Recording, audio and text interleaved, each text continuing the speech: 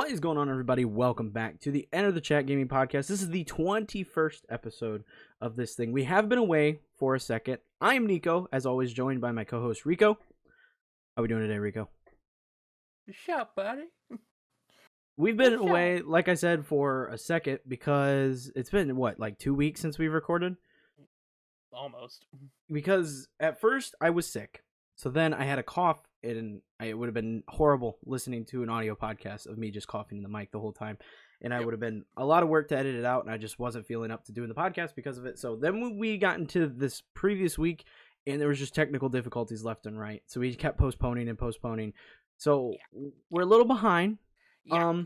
So honestly, I was thinking we might record a couple this week.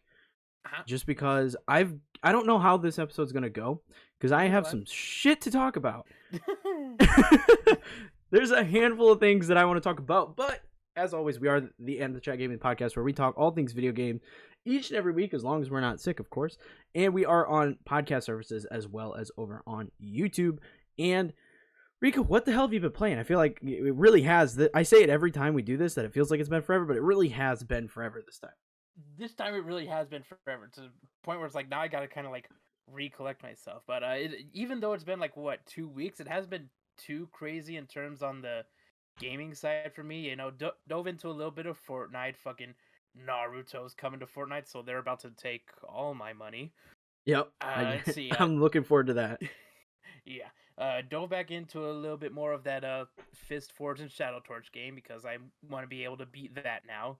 Since I'm trying to work on clearing out my backlog of games that are going to be quick and easy to beat.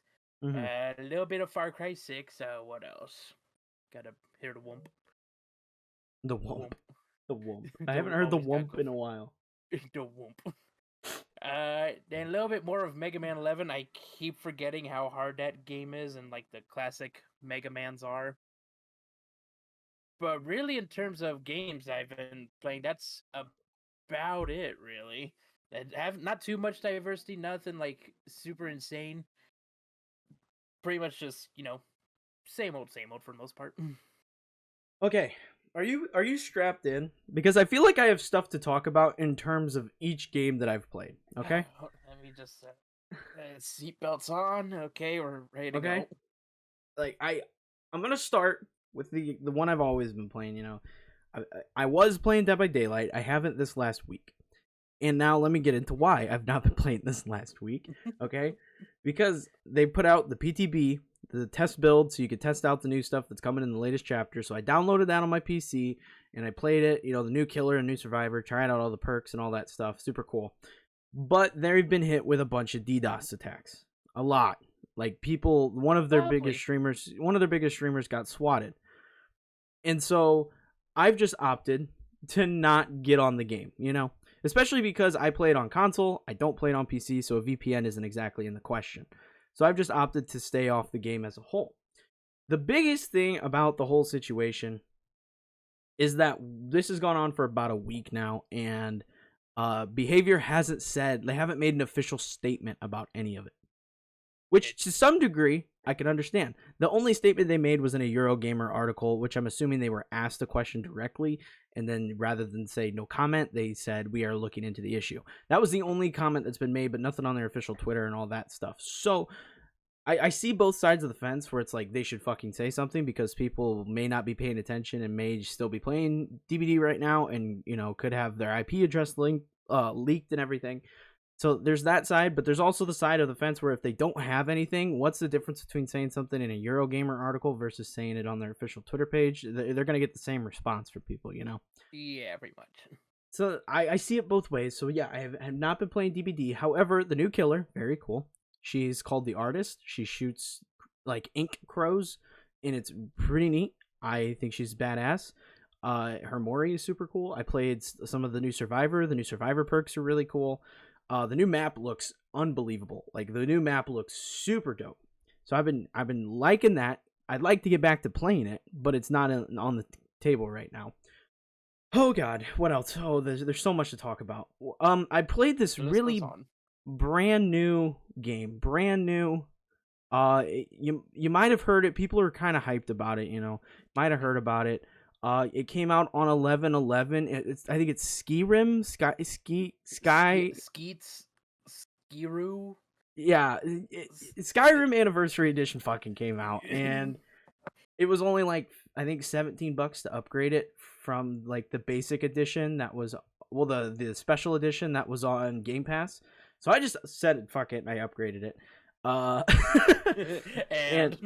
And I haven't played too much. I was watching the trailers and stuff for it, and I was like, the new content looks cool, and there's a lot of mods, and I'll probably play a lot of Skyrim again if I get it. So I got it. I started a new save. I'm looking forward to diving a little bit more into it. But yeah, at this point, is Elder Scrolls 6 happening, or are we just getting Skyrim infinitely? We're gonna get Skyrim till it's fucking time for Elder Scrolls 7 at this point. And my thing is, how do we top Dragonborn? That's my question for Elder Scrolls 6. How do you top what was created in Skyrim? I mean, to be fair, people had like the same thought when it came to, like Morrowind and Oblivion, and then we got Skyrim.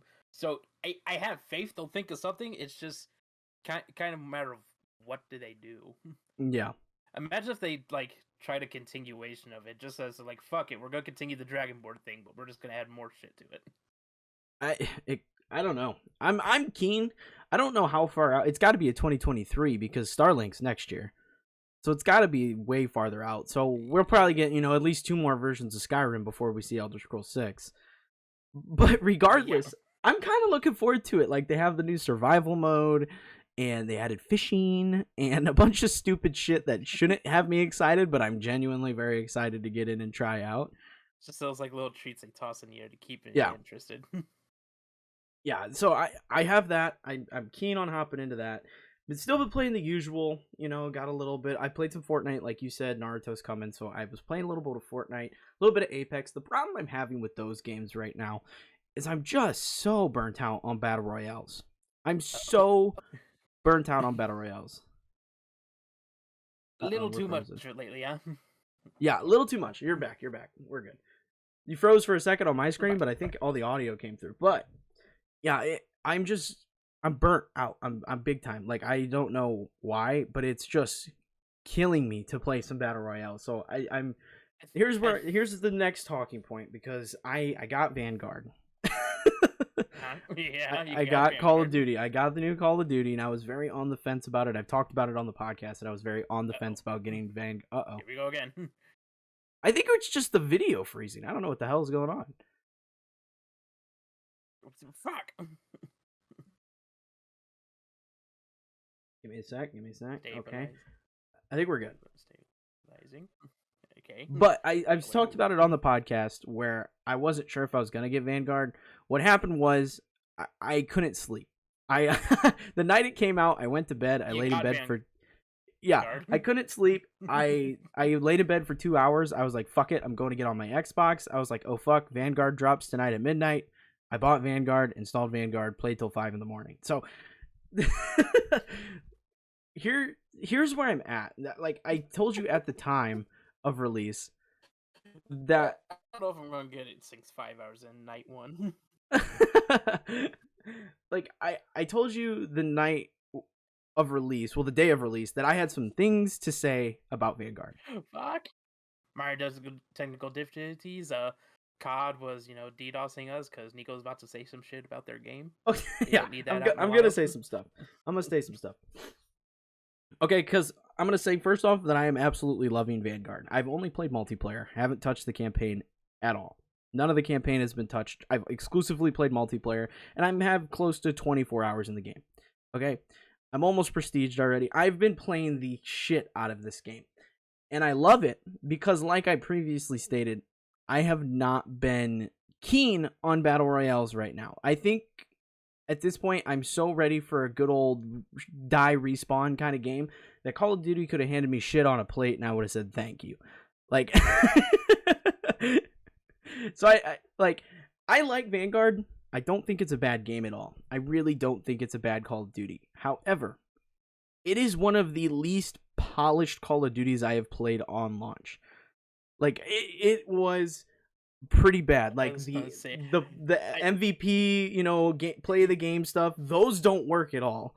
there's like this MVP thing of the team where you vote on who did best based on like certain stats, like, you know, you got the best KD or you got the most captures or stuff like that.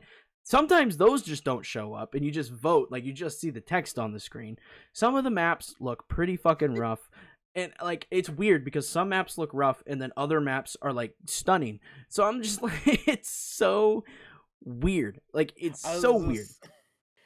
I was gonna say, like, I saw you posted that one picture on Twitter one day, and I legit thought it was like one of those memes where you have like, you know, the highly detailed and graphically powered, you know, like hands holding a gun, like in Doom or something, and then it's just a very like low grade resolution background that you're looking at. But no, this was the actual game, and I'm just like, oh, yeah, it was. It's just, I don't know. But the thing is, I'm really liking it. Is like I'm playing so much Call of Duty, and I don't know if it's because I'm just so tired of battle royales or what. But Call of Duty for me is like comfort food.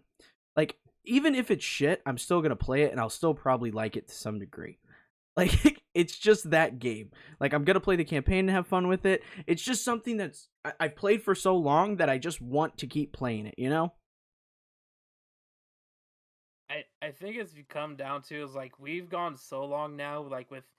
We're overdue for that next big Battle Royale, because for how many years now it's been Warzone, Apex, and Fortnite pretty much as the big three, and I guess you could still consider PUBG, but who really talks about PUBG anymore? Yeah, no kidding. But I don't know. Here's my thing with Call of Duty though, right? Is Sledgehammer made this one. Treyarch did the zombies. And like I said, it's the least polished Call of Duty that I've played at launch. However, they already have a pretty nice roadmap set up where we know what's coming, the new maps, blah, blah, blah, whatever it may be. So this game's going to get patched and, you know, all that stuff. Things are going to get better. There's going to be more shit added. There's going to be, you know, battle passes, you know, new content coming all the time. All the good stuff that you're looking for out of these live service games now, right? So for me, personally, I don't know why in the age of microtransactions, we still have annual Call of Duty releases. You know? I don't get it. Like, I was even saying this back with Modern Warfare. It's like, if they just take a year off from a Call of Duty release and just support this one game, which I was hoping it'd be Modern Warfare when that came out a couple years ago, then I'd be okay with it. I don't want a new Call of Duty game every year, because then it sort of just, like, kills me to even get the new one. Like, why bother getting Vanguard where they're just going to ditch this in a year and move on to the next one? Yeah, that's where I'm sitting too, because I'm someone that likes to go for the camos. Like, I want to get my gold guns, and I want to try and, you know, get as many as I can. And if you have a new Call of Duty coming out in a year and you don't play it all the time, it's a tough feat. It's a pretty tough feat. So for, like, me, having that extra year to work on the camos and, like, play that particular game would be phenomenal. Especially when you look at the fact that, and this has always been the case for Call of Duty, they constantly put out new maps. In the old days, you had to pay for the DLCs, but they constantly used to put out new maps. And then the new Call of Duty would come out a couple months later, and you're like, why am I playing these maps when the new Call of Duty is going to come out? So, my mind, this is what I would love Activision to do. I don't know if they'll ever do it, but, like, for me, my thought is, rather than do an annual Call of Duty release, so next year, you know, we get Call of Duty Modern Warfare 2, you know, but I would rather them give Vanguard a year, be like, here's all the stuff that we're putting in. Here's the new maps, here's the new guns, here's the new battle passes. And then after next year, when we hit 1 year anniversary of Call of Duty Vanguard, they go, okay, we're done putting content in this game. However, the new game is not coming out for another year. And we'll still do seasonal updates. We'll still do season stuff, new battle passes, all that stuff to support this game until, you know, Call of Duty, whatever the next one is, in 2023 comes out. But give us 2 years to enjoy Vanguard, especially considering that in a year, we're going to have a bunch more maps and a bunch more guns and a bunch more shit. Give us 2 years to enjoy that experience, and then let us move on. Because after a 2 year time span, I figure we will be burnt out on a Call of Duty. You know, we've played with these guns for so long. We've played these maps for so long. Now we're ready for a Call of Duty. And that gives them more development time. On top of that, if you don't do a yearly cycle, people that don't get COD Vanguard on release and then are like, okay, maybe I'll buy it next year when all the shit's in the game because I have another year before the next Call of Duty. They're going to make tons more money off that alone, plus microtransactions from the battle passes and all that shit. So for me, it just makes more sense in a world of microtransactions for Call of Duty to stop doing the annual release. I was gonna say, like, I can't say like COD should do with basically just all of multiplayer in general.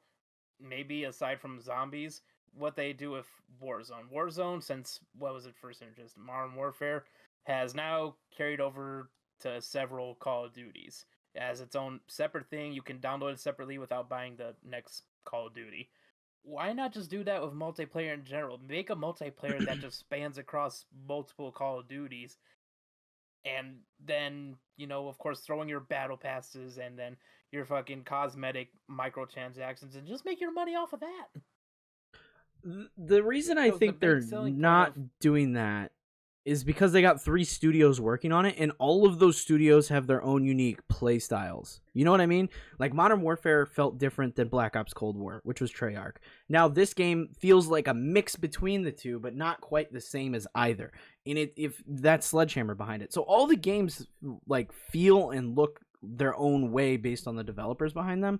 And I feel like that gets kind of complicated if you try to combine all the studios and have one cohesive multiplayer experience, because Warzone is just sitting, Raven's in charge of that, so they're just sitting and they're making it in the Modern Warfare engine. I don't know if this is going to switch over to Vanguard playstyle when the new map comes out, or if it's going to remain the same. I really don't know what the hell's going to happen there, but like it runs in the Modern Warfare style versus it. Like, I thought when Black Ops Cold War come out and we were getting Black Ops Cold War Warzone, it was going to play like it, but it stayed playing like Modern Warfare. So I don't know exactly if it would be possible for the 3 studios to work together in that fashion.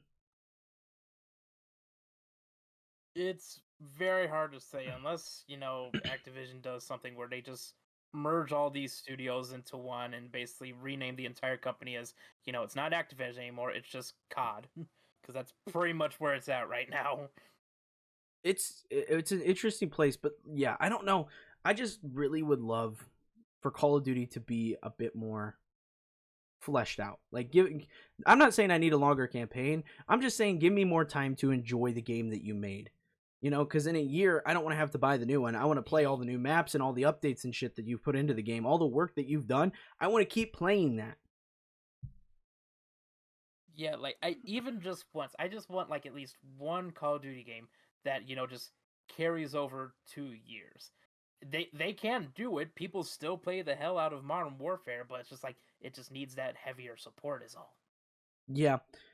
And they do the weird thing where, like, you boot up Vanguard and it asks if you want to play Vanguard or if you want to play Modern Warfare or if you want to play Black Ops Cold War or if you want to play Warzone. And I'm like, I booted up Vanguard. Like, okay, we are not supporting the old games anymore. You gave me a new game. Those old games are dead to me. Okay? That's how Call of Duty works. It's how it's always worked. Those games are dead unless I want to go back and play campaign. Like, don't ask me to play multiplayer in those. Just move on. If you're going to do the annual release, move away from it. It's a weird system that they've got right now, and I'm not a fan of it. Because they're like, the battle pass is giving me shit for the other games. And like, I don't fucking play the other games. Give me shit for this game. It's weird. It's weird. It's like they still want to support their old games, but at the same time they want you to move on to the next one. It's like, what do you want from me? This is confusing. I didn't ask for this out of this relationship.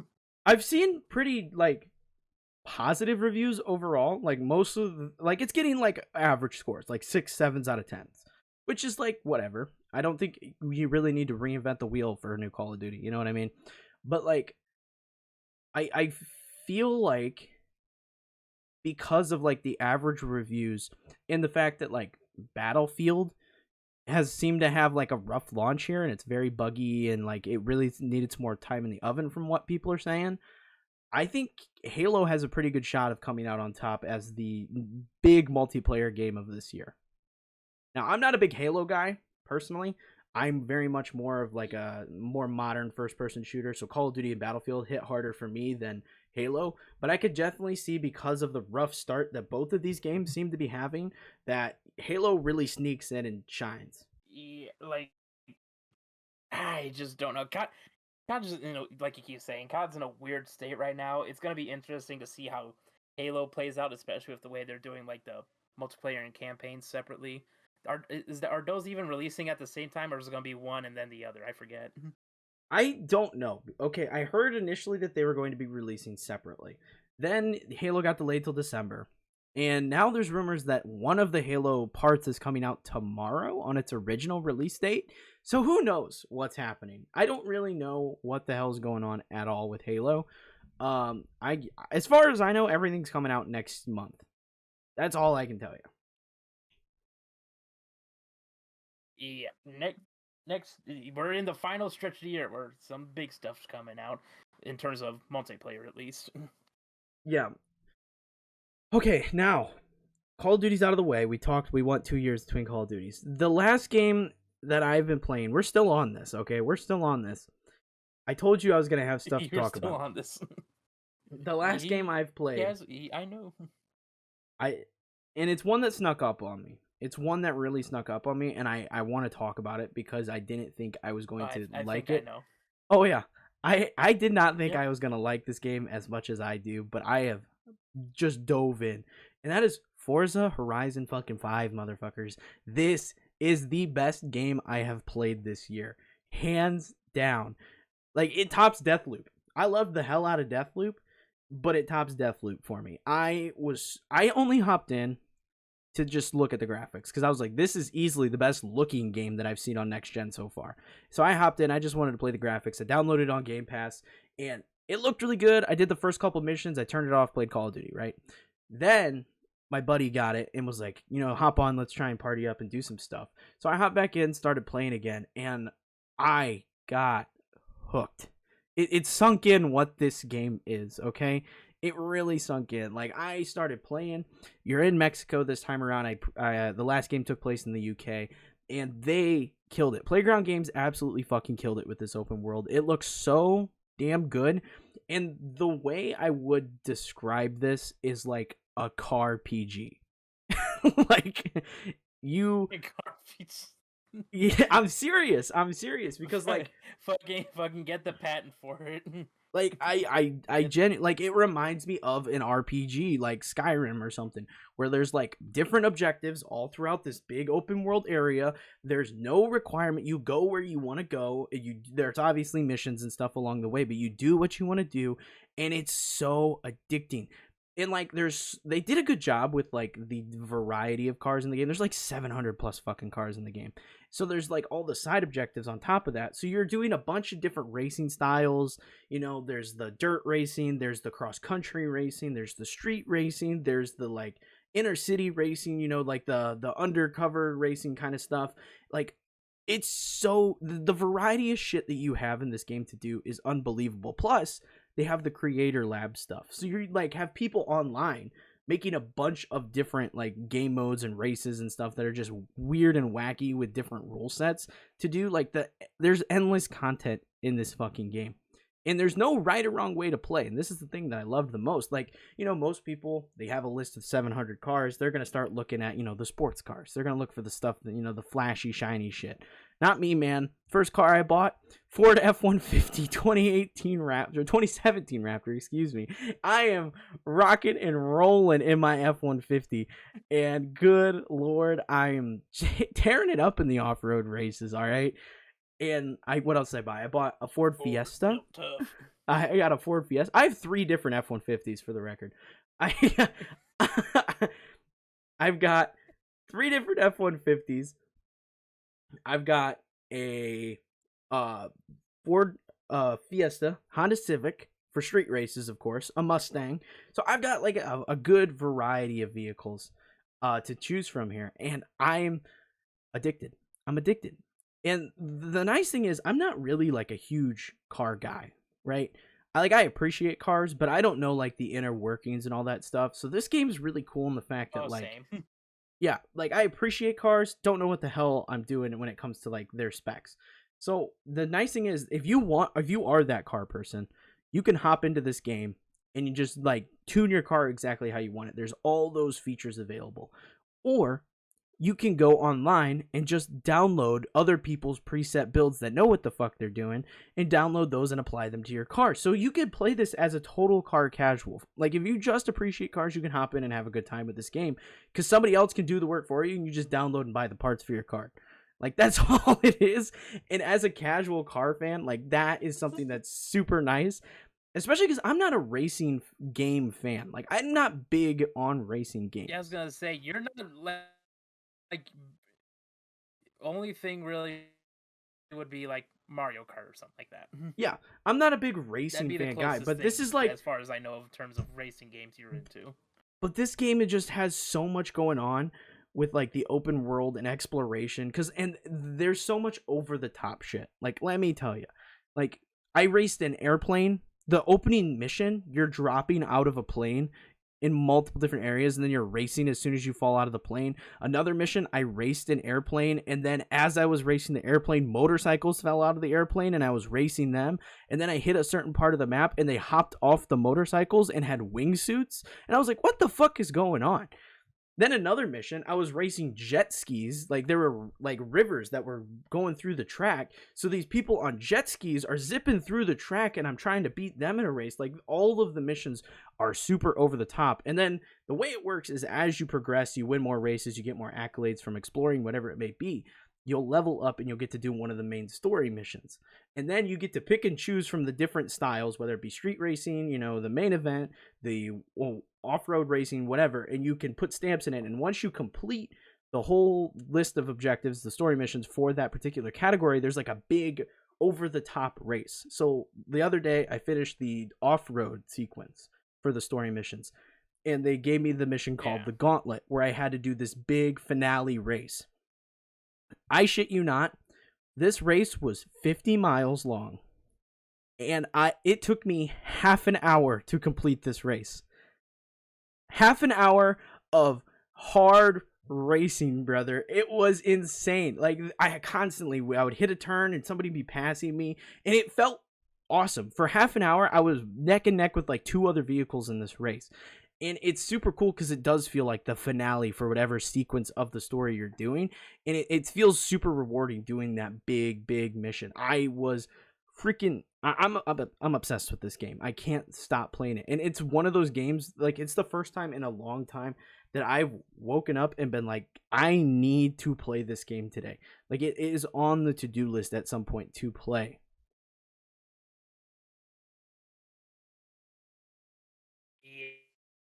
I was gonna say, the more you talk about it now, it's like, that's it's enticing me getting an Xbox sometime a little more, because like seeing the reviews and seeing little screenshots around it and hearing like all the, like you said, CarPG and arcadey stuff, that's up my alley. Because that with racing games, I'm not too big into like the tried and true like realism, like simulator stuff. Basically as real as it can get. It's probably like one reason why I wouldn't ever play Gran Turismo, because like it looks good, but I just don't care for like the racing sim stuff. Yeah. Arcadey racing stuff though, like some of like the older Need for Speed games, what was it, a Midnight Club, and then like you said, Forza, that's more up my alley.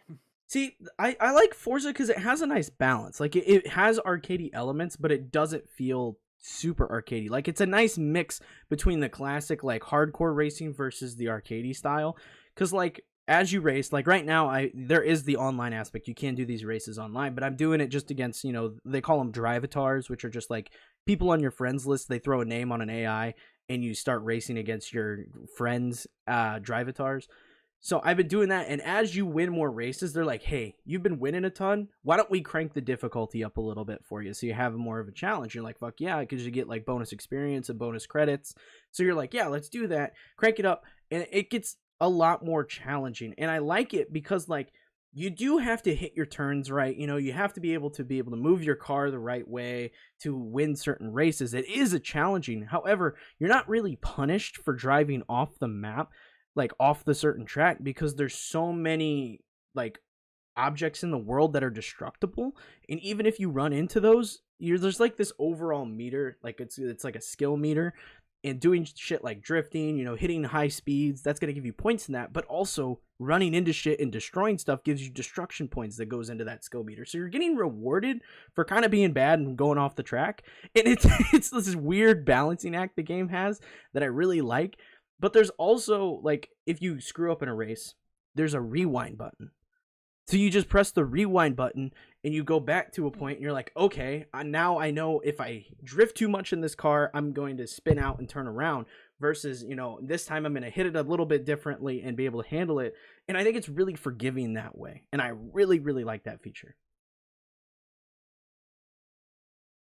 It's always better when racing games are, a bit forgiving for your fuck ups rather than drastically punish you and basically just screw your entire, basically force you to start over pretty much. I prefer that over. Yeah, I prefer that over games that force you to have like near perfect play and runs. Yeah, I like that about this game because, like I said, I'm facing like AI. So I don't want to have to constantly restart to beat the AI. Like, I want to be challenged by the AI, but I don't want to have to like constantly be restarting. When I'm playing online, obviously it's at that point I need to be on my game. Like, I need to be like 100% to try and win some of these races, right? I get that because I'm facing real people. But when I'm playing AI, I don't want to have to really try that hard. I'm just trying to get my points, move on, progress the story, whatever it may be. So I like that it is very forgiving in those situations. But there are so many, like, when I say it's a CarPG, dude, it's like it's an MMO at the same time. Because you connect to the online, and you're driving around, and you can see other players in the open world. So you can see other people driving around. Like, there's these like legendary cars that are scattered throughout the open world, and they're in these barns and these marked locations. So there's like a big ass circle that's highlighted on your map, and they're like, there's a barn here, it's got a legendary car, go find it. So like, you'll be driving around and you'll see like 2 or 3 other people driving around in the same circle, combing that area to try and find a barn, and it's hilarious. Or like, they have these different boards scattered throughout the map. Some give you XP, some give you like fast travel bonuses, and some are up on like weird locations, like up on buildings, and you got to figure out how to ramp your car up there to get that certain thing. So you'll just be seeing people flying over this building left and right, crashing, trying to get this freaking board, and it's so funny. On top of that, there's like live events where like there's these like limited time events that just spawn in the overworld, and you go and a bunch of other players will go there, and you do these different challenges and objectives in these areas to like progress a certain meter or something. It's super cool that they've like found this way to make this open world feel so alive, and they're going to have different seasons that coincide with the actual seasons of the year. So it's going to change as the game progresses, and I think this is going to be super cool to see as it goes on. It's definitely gonna be interesting to see how this game like evolves over time. And you call it a CarPG, and now I'm just thinking of like a car paladin with a staff and Gandalf hat. I'm telling you, like, if you have an Xbox and you go ahead, that'd be perfect because you're just driving the race. Someone's coming up on your ass, and you're just swerving around, going like, "You shall not pass." But I'm telling you, if you have an Xbox, you have Game Pass, you have PC, and you're trying to play this, even if you're playing it on mobile or whatever on your iPad, and you're streaming this is a game you need to play. This is easily game of the year material. Oh, and the soundtrack in this game, good freaking god. They have so many bangers on this soundtrack. It's phenomenal. The overall experience, like, I have not had this much fun playing a video game in such a long time.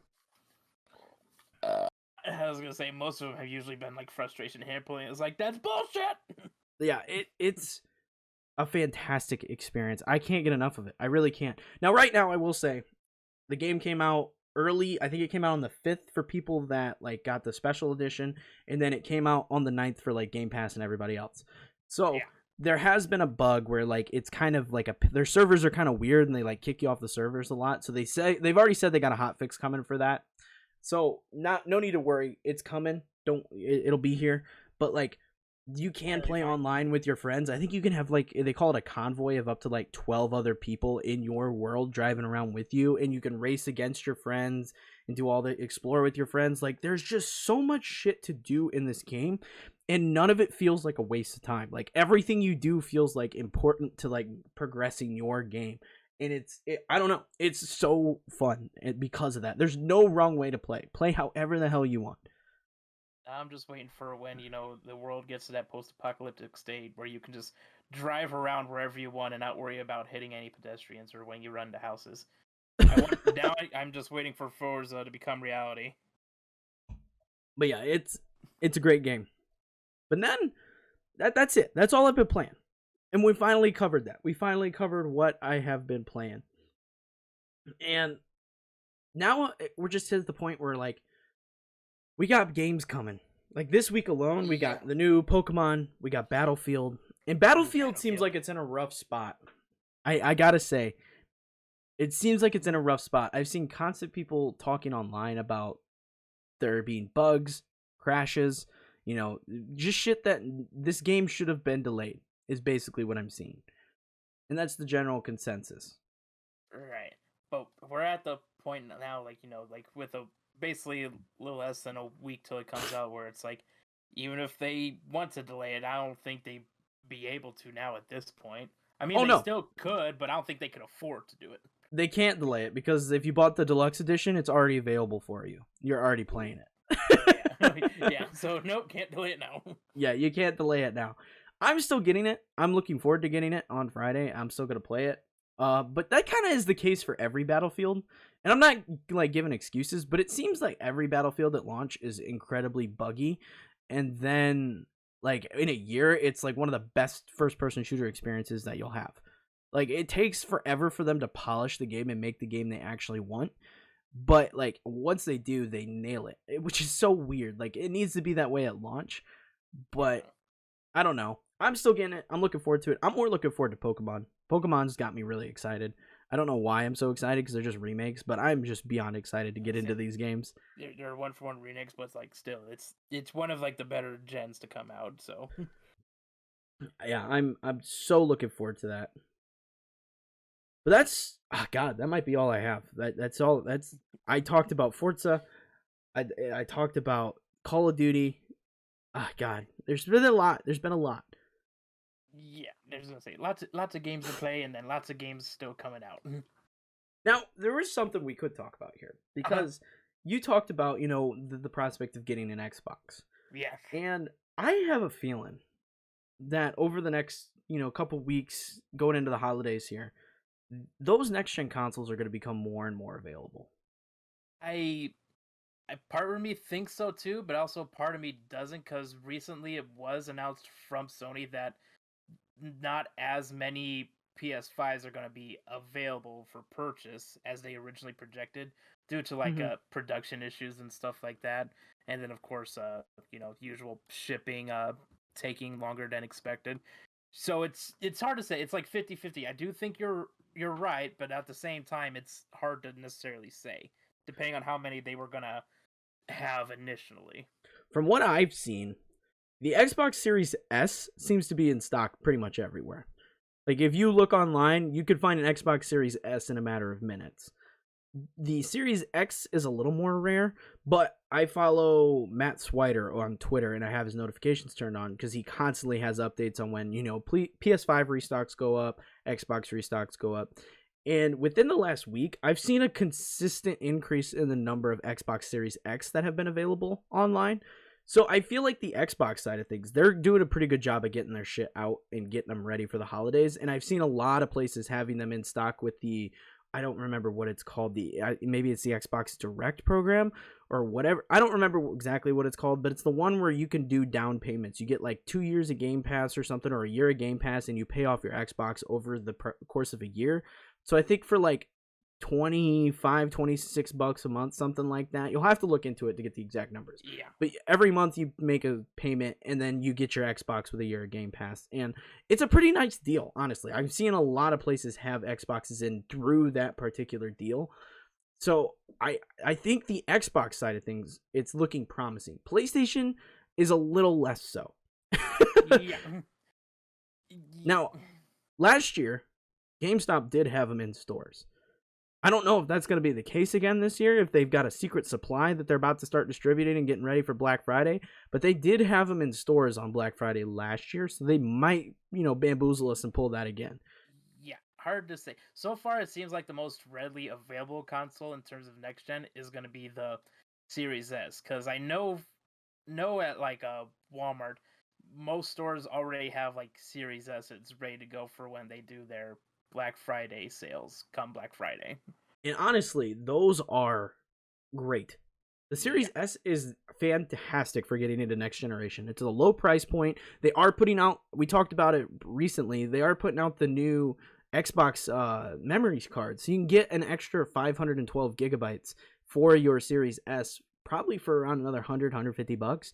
So, like, to me, the Series S is just such a great way to get in and play some of these new games, without a doubt. Yeah, definitely a good way to get you like introduced to it. Even if like you're say like more of like a casual person, not like super hardcore into games, this is still like good for you. Get that next gen experience. You don't necessarily break the bank. You do have to necessarily commit to like playing your games only digitally, but if you're not like a super hardcore fan, then that's fine. Especially with Game Pass thing, you can have a whole Yeah. library of games to play at your disposal. That's why I think the Series S really is for the casual gamer. You get in for that small price point, you get Game Pass, and you have this whole library at your disposal, and you can just pick and choose what you're gonna play. Exactly. But I don't know about you. I don't have anything else to talk about. Well, I guess one thing we can sort of still talk about is that now we got to think like it's already been a full year since this current gen of consoles came out, and what an interesting year it's been. That's for sure. I'll agree. Here's my counter proposal. Do we want to save that for its own podcast topic? I mean, we can if you want to. I You think did say we could probably do like multiple episodes this week. I am not opposed to doing multiple episodes. So I think we save that, and then we also do an episode where we do the Game Awards nominees. Yeah, because I think those are supposed to drop on. I think it's Tuesday around noon. So that'd be perfect because then just later in the day we can go on, we can see the nominees, and we can cast our votes right then and there. Perfect. So yeah, we got more episodes that are going to come this week, but I think we're going to wrap this one up a little earlier than normal because we don't really have anything else to talk about outside of that. And Yeah. I think the next gen conversation is one that we could fill a lot of time with. Yep. So that is going to wrap up this episode of the End of the Chat Gaming Podcast. Thank you all for entering the chat with us. Like I said earlier in the video, we are available on podcast services as well as on YouTube. Make sure to check us out there. If you want to catch me, I'm on Twitter at Kneeckoh Gaming. If you want to catch Rico, follow the Enter the Chat Twitter page and all that socials, all that fun stuff. But until next time, thank you for your time.